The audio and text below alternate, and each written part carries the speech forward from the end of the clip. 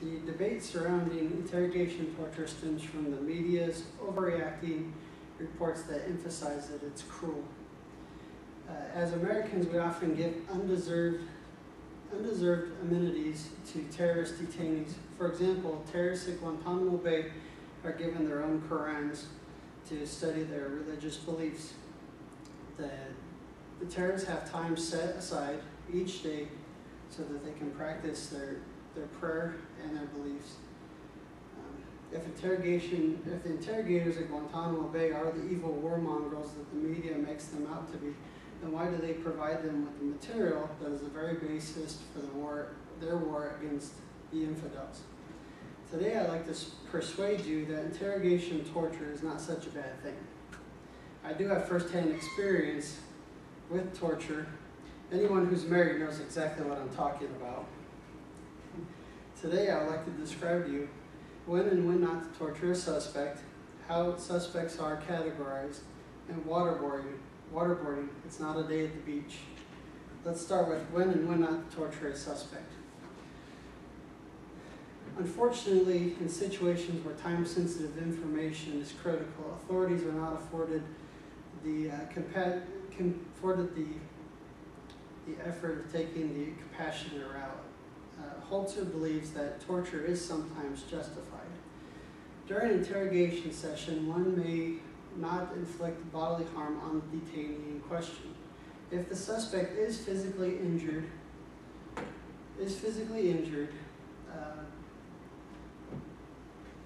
then the interrogator has violated the suspect's Eighth Amendment right of violating cruel and unusual punishment. Marco Baggerig, a professor of law and the head of the Deacon's Law School, said, "Torturing a subject when it is apparent that it was the only way possible to save innocent lives, it would be inhumane to torture a suspect if they have exhausted all the information that they possess." The New York Times reported, "A defendant is guilty of torture only if he acts with the express purpose of inflicting severe pain and suffering on a person within his control." Conversely, it would be counterproductive to interrogate an individual that you are not certain had knowledge of a crime. Doing so would increase the potential risk of giving a false confession and getting misleading information. Now that we have in custody terrorists with useful information, how do we categorize them? According to Charles Crummather, there are three kinds of prisoners. There's the ordinary soldier, there's the captured terrorist, and there's a terrorist with information. The ordinary soldier is detained to prevent them from returning to the fight. This is a person that has not committed a crime, and their only punishment is that they fight for the wrong side.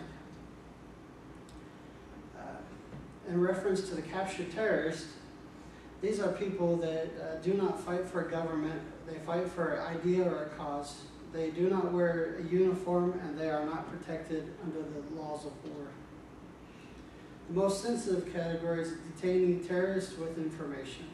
This prisoner would be subjected to interrogation torture. Charles Crummather states, "There are circumstances in which, by any rational moral calculus, torture not only would be permissible but would be required to save lives and get information." Now that we've determined that we have terrorists with information, how do we get the information out of them? Interrogation torture